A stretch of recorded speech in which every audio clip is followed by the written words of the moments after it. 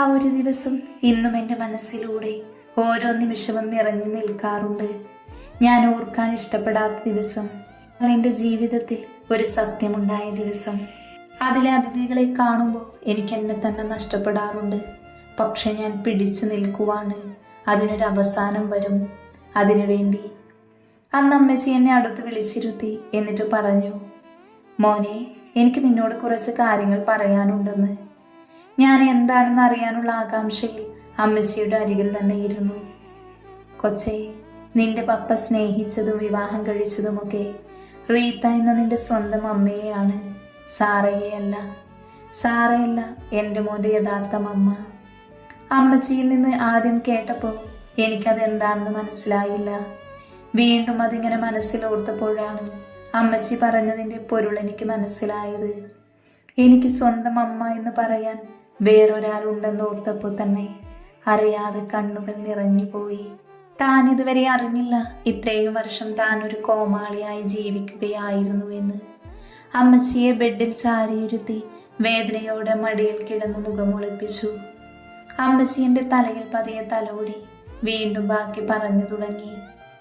നിന്റെ മമ്മയുടെ ഉറ്റ കൂട്ടുകാരിയാണ് സാറ. നിന്നെ പ്രസവിച്ചപ്പോഴാണ് നിന്റെ മമ്മ മരിച്ചത്. അതായത് നിന്റെ മമ്മയെ പൂർണ്ണ ഗർഭിണിയായിരിക്കെ സ്റ്റെപ്പിൽ നിന്ന് അവൾ തള്ളിയിട്ടു. അതിൽ ഓവർ ബ്ലീഡിംഗ് ഉണ്ടായി മരിക്കുകയാണ് ചെയ്തത്. എന്തോ ഭാഗ്യത്തിന് നിനക്കൊരു പ്രശ്നവും ഉണ്ടായില്ല. പക്ഷെ നിന്റെ മമ്മയെ രക്ഷിക്കാനായില്ല. നിന്റെ മമ്മയുടെ പേര് റീത്ത എന്നാണ്. ശരിക്കും ഒരു മാലാക പോലുള്ളൊരു കുട്ടി. നിന്റെ പപ്പയും റീത്തയും കൂടി ഈ വീടൊരു സ്വർഗമാക്കിയിരുന്നു. അന്ന് ഞാൻ തോമസിന്റെ അരികിലായിരുന്നു നിന്നിരുന്നത്.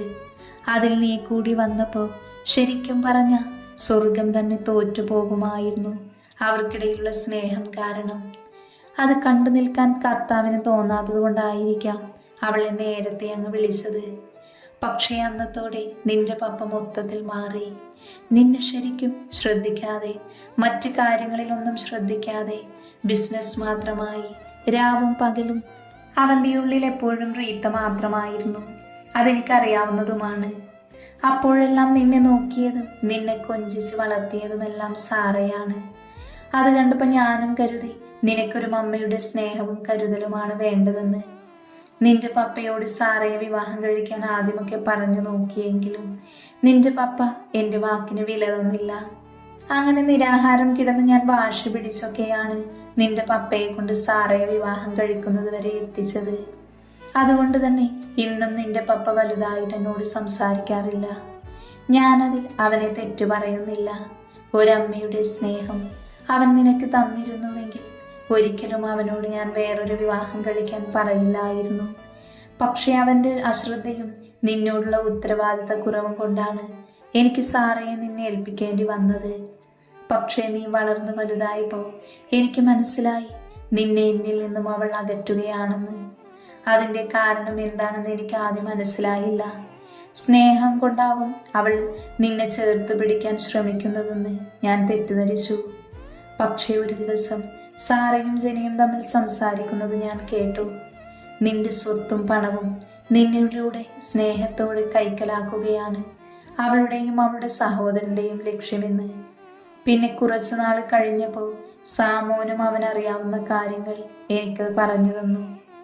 ജെനി നിന്നോട് പണ്ട് പെരുമാറിയതും സാറ സംസാരിക്കുന്നത് കേട്ടതും അങ്ങനെയെല്ലാം നിന്റെ സ്വത്തുക്കൾ കൈക്കലാക്കാൻ ജെനി ഒരു മാർഗമായി കണ്ടെത്തുകയായിരുന്നു എന്നും സാമോൻ പറഞ്ഞു. ഒരു ദിവസം ജെനിയുടെ പേരിൽ ഞാനും സാറയും തമ്മിലൊരു തർക്കം തന്നെ ഉണ്ടായി. നീ സ്വത്തിനും പണത്തിനും വേണ്ടി എൻ്റെ കൊച്ചിനെ ഉപയോഗിക്കരുത്. അങ്ങനെ ഉപയോഗിക്കുന്നു എന്ന് ഞാൻ അറിഞ്ഞ നിന്റെ ഇവിടുത്തെ താമസം ഞാൻ മതിയാക്കും. നിന്നെ ഞാനായിട്ടാണ് ഡാനിയുടെ മമ്മയുടെ സ്ഥാനത്ത് കൊണ്ടുവന്നത്. ഞാൻ തന്നെ അത് ഇല്ലാതാക്കുകയും ചെയ്യും. മനസ്സിലായോ? ഞാൻ അങ്ങനെ ചെയ്യുമെന്ന് അമ്മച്ചിക്ക് തോന്നുന്നുണ്ടോ? ഒരിക്കലും ഞാൻ അങ്ങനെ ഒന്ന് ചിന്തിക്കുക പോലും ചെയ്തിട്ടില്ല അമ്മച്ചി. എന്നോട് കൂടുതൽ അഭിനയിക്കണ്ട. നീയും നിന്റെ ആങ്ങളുടെ മോളും കൂടി പറയുന്നതെല്ലാം ഞാൻ എൻ്റെ ചെവിയാലെ കേട്ടതാണ്. ഞാൻ കേട്ട സത്യം. അതുകൊണ്ട് ഒരിക്കൽ കൂടി ഡാനിയെ ഇനി ജെനിയുമായി അടുപ്പിക്കാൻ അല്ലെങ്കിൽ അവരുടെ വിവാഹകാര്യം പറയാനോ നീ ഇടയാകരുത്. അത് കേട്ട് സാർ ഒരു ഞെട്ടലോട് അവയെ നോക്കി. ഞാൻ പറഞ്ഞത് നിനക്ക് മനസ്സിലായി കാണുമെന്ന് വിശ്വസിക്കുന്നു. ഒരിക്കൽ കൂടി എന്നെ ഇത് തന്നെ പറയിപ്പിക്കരുത്. കാരണം അവൻ നിന്റെ സ്വന്തം മകനല്ല. അപ്പോൾ അവന് വേദനിക്കുന്നത് നിനക്ക് നോവില്ല. പക്ഷേ എനിക്കവൻ എൻ്റെ കൊച്ചുമകനാണ്. മനസ്സിലായോ നിനക്ക്? ഇനി അങ്ങനെ ഒന്നും ഉണ്ടാവില്ല, ഞാൻ ഉറപ്പു തരുന്നു അമ്മച്ചി. സാറ സങ്കടം അഭിനയിച്ചുകൊണ്ട് അവരോട് പറഞ്ഞു. അങ്ങനെയാണെങ്കിൽ നിനക്ക് നല്ലത്. താക്കീതോടെ മേരി അതും പറഞ്ഞു പോയി. അങ്ങനെ പിറ്റേ ദിവസമാണ് മോനെ ഞാൻ തലകറങ്ങി വീഴുന്നതും ഹോസ്പിറ്റലാകുന്നതും സൈലന്റ് അറ്റാക്ക് ആണെന്നും ഞങ്ങളെല്ലാം തിരിച്ചറിയുന്നത്. പിന്നെ കുറേ നാളത്തേക്ക് എന്നോട് സംസാരിക്കാനോ നോക്കാനോ പോലും ഞാൻ അവളെ സമ്മതിച്ചിരുന്നില്ല. പിന്നീടാണ് ഞാൻ അറിയുന്നത് അമ്മച്ചിയെ ഈ അവസ്ഥയിലാക്കിയത് സാറയാണെന്ന്. അമ്മച്ചി വീണ് കിടന്നപ്പോൾ എന്തെങ്കിലും പുറത്തു പറയുകയോ അവരുടെ ഉദ്ദേശം തടയാൻ ശ്രമിക്കുകയോ ചെയ്ത എന്നെ കൊന്നുകളയുമെന്ന് ഭീഷണിപ്പെടുത്തിയതോടെ അമ്മച്ചി പിന്നൊന്നും മിണ്ടാതെയായി. ഡാനി അത് പറഞ്ഞ് നന്ദുവിൻ്റെ മുഖത്തേക്ക് നോക്കി. പിന്നെ അവൻ വീണ്ടും തുടർന്നു. പക്ഷേ എനിക്ക് സംശയങ്ങൾ തോന്നി തുടങ്ങിയ സമയത്ത് തന്നെ നന്ദു, ഞാനെല്ലാം നിർബന്ധപൂർവം അമ്മച്ചിയിൽ നിന്ന് അറിയുകയായിരുന്നു. അറിഞ്ഞതിൻ്റെ അന്ന് അവരെ കൊല്ലാനുള്ള ദേഷ്യം എനിക്കുണ്ടായിരുന്നു. പക്ഷേ അമ്മച്ചിയോട് പറഞ്ഞത് ചിരിച്ചുകൊണ്ട് കഴുത്തറുക്കുന്നതാണ് സുഖമെന്ന്. അതുകൊണ്ട് തന്നെയാണ് ഇന്നും അവരെ മമ്മ എന്ന് ഞാൻ വിളിക്കുന്നത്. അതോടുകൂടി കമ്പനി കാര്യങ്ങളെല്ലാം ഞാൻ കൃത്യമായി നോക്കാൻ തുടങ്ങി. അപ്പോഴാണ് ജോണുമായുള്ള ബന്ധവും ജോണിൻ്റെ അക്കൗണ്ടിലേക്ക് കണക്കില്ലാതെ പോകുന്ന പൈസയുടെ കാര്യവും ഞാൻ കണ്ടെത്തിയത്. അറിഞ്ഞുകൊണ്ട് തന്നെയാണ് ജോണിൻ്റെ കമ്പനിയിലേക്ക് വിളിച്ചു കയറ്റിയതും. കാരണം ഇനി അവൻ തിരികെ പോകുമ്പോൾ അവൻ്റേതായിട്ടൊരു കമ്പനി ബാക്കിയുണ്ടാവില്ല. അവൻ വന്നതിൻ്റെ മൊത്തത്തിൽ വിഴുങ്ങാനാണ്. പക്ഷെ തിരികെ പോകുമ്പോൾ അവന് മാത്രമേ നഷ്ടങ്ങൾ ഉണ്ടാവൂ. ഈ പറഞ്ഞ ജോണും ജെനിയും തമ്മിൽ റിലേഷനിലാണ്. അവർ വിചാരിച്ചു വെച്ചിരിക്കുന്നത് ഞാനൊരു പൊട്ടനായതുകൊണ്ട് എനിക്കിതൊന്നും അറിയില്ല എന്നാണ്. പക്ഷെ എല്ലാവരുടെ കാര്യങ്ങളും കൃത്യമായി എനിക്കറിയാമെന്നുള്ളത് അവർക്കറിയാതെ പോയി.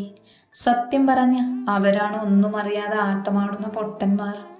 ഞാൻ പറഞ്ഞില്ലേ എൻ്റെ കയ്യിലൊരു വീഡിയോ കിട്ടിയ കാര്യം. അതെന്താണെന്ന് നിനക്കറിയാമോ? എൻ്റെ മമ്മയുടെ മരണം എങ്ങനെ സംഭവിച്ചു എന്നുള്ളതായിരുന്നു. എന്തൊക്കെയാണ് സാറ എനിക്കും എൻ്റെ കുടുംബത്തിനും എതിരായി ചെയ്തത് എന്നുള്ളത് അവർ തന്നെ തുറന്നു പറയുന്നത്. അന്നവരെല്ലാം തുറന്ന് സംസാരിച്ചപ്പോൾ അവിടെ മറഞ്ഞു നിന്നിരുന്ന സാമിനെ അവർ ആരും കണ്ടിരുന്നില്ല. എല്ലാ ചതിയിൽ നിന്നും എന്നെ രക്ഷിച്ചത് എൻ്റെ സാമാണ്. സാമന്ന് ഓഫീസിൽ പോയതായിരുന്നു. എന്തോ അത്യാവശ്യ സാധനം മറന്നു എന്ന് പറഞ്ഞ് തിരിച്ച് വീട്ടിൽ വന്നപ്പോഴാണ് ജോയിലും ജോണും വീട്ടിലേക്ക് വന്ന ദിവസം സാറ ജോയിലിനോടും ജെനിയോടും പറഞ്ഞ് കേൾപ്പിക്കുന്നത്. അത് കറക്റ്റായിട്ട് പപ്പയും സാമും കേട്ടിരുന്നു. എനിക്കെൻ്റെ ജീവിതത്തിൽ കിട്ടിയ ഏറ്റവും വലിയ നിധിയാണ് എൻ്റെ സാമ്. ചെറുപ്പത്തിൽ തന്നെ കിട്ടിയ കൂട്ടുകാരൻ. അവനാണ് എനിക്ക് വീഡിയോ സെൻഡ് ചെയ്തു തന്നത്. അവൻ അതും പറഞ്ഞ് വീഡിയോ അവൾക്ക് പ്ലേ ചെയ്ത് കൊടുത്തു. റീത്തയെ സാറ കൊന്നതും അതിൻ്റെ പിന്നിലെ ഉദ്ദേശവും ജോണിനെ സാറ് ജന്മം നൽകിയതും എല്ലാം കേട്ട് തറഞ്ഞിരുന്നു പോയി നന്ദു. എങ്ങനെ ഇതൊക്കെ ചാൻ സഹിക്കുന്നു എന്ന് അവൾക്ക് അതിശയം തോന്നി. നന്ദു തിരിഞ്ഞ് ഡാനിയെ നോക്കിയപ്പോൾ അവൻ്റെ കണ്ണുകളെല്ലാം കലങ്ങി ചുവന്നിരുന്നു. കണ്ണുനീർ ഒഴുകിയിറങ്ങുന്നുണ്ട്. പക്ഷെ അവൻ അതൊന്നും അറിയുന്നില്ലാത്തതുപോലെ ഏതോ ലോകത്തിരിക്കുകയായിരുന്നു. തൻ്റെ മമ്മയെ ഒന്ന് കാണാനോ സ്നേഹിക്കാനോ അറിയാനോ കഴിയാത്തതിലുള്ള ഒരു മകൻ്റെ വേദന അവൻ്റെ മുഖത്തെടുത്ത് കാണുന്നുണ്ടായിരുന്നു. വല്ലാത്ത വിഷമം തോന്നി. ഡാനിയെ ആദ്യമായാണ് അവൾ കരഞ്ഞു കാണുന്നത്.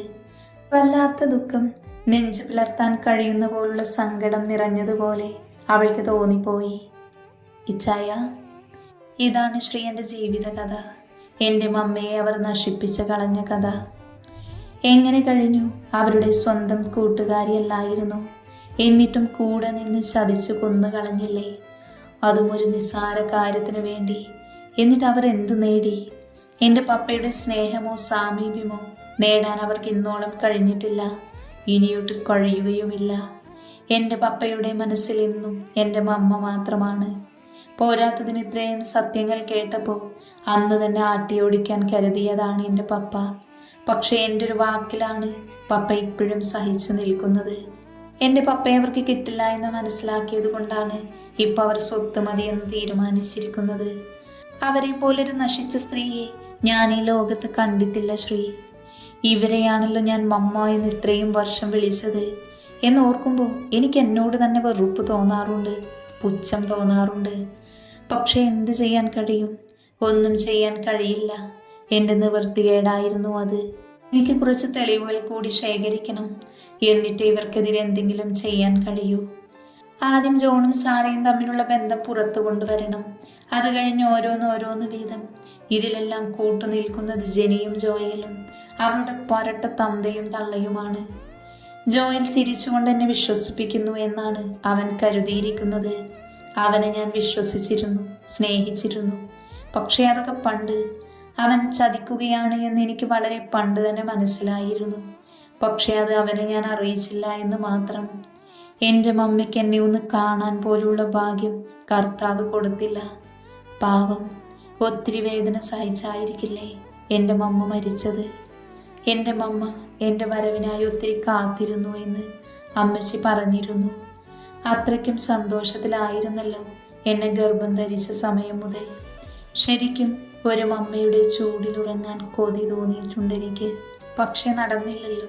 കർത്താവ് എനിക്ക് അങ്ങനെ ഒരു ഭാഗ്യം തന്നില്ലല്ലോ. ആദ്യം ഉറപ്പോടെ പറഞ്ഞു തുടങ്ങിയ ഡാനിയുടെ ശബ്ദം അവസാനം നന്നായി ഇടറിപ്പോയിരുന്നു. അവൻ്റെ ഉള്ളിൽ അത്രത്തോളം സങ്കടമുണ്ട് എന്ന് നന്ദുവിന് മനസ്സിലായി. ഡാനിച്ച, ഇങ്ങനെ സങ്കടപ്പെടരുത്. ഒരിക്കലും തളർന്നു പോകാൻ പാടില്ല എൻ്റെ ഇച്ചായൻ.